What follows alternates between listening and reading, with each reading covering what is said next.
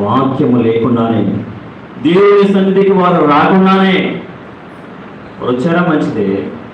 అయితే దేవుని యొక్క వాక్యాన్ని వింటున్నటువంటి సహోదరి, నీ ప్రవర్తన చూసి నీ భర్త మారే అవకాశం ఉందా లేదా?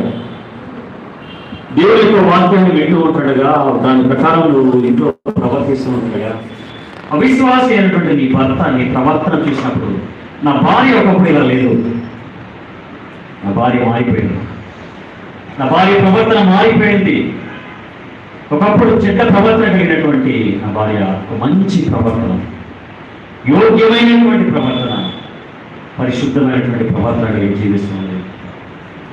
ఇంత మార్పుకు కారణమైనటువంటి ఆ ప్రభువును నేను తెలుసుకోవాలి.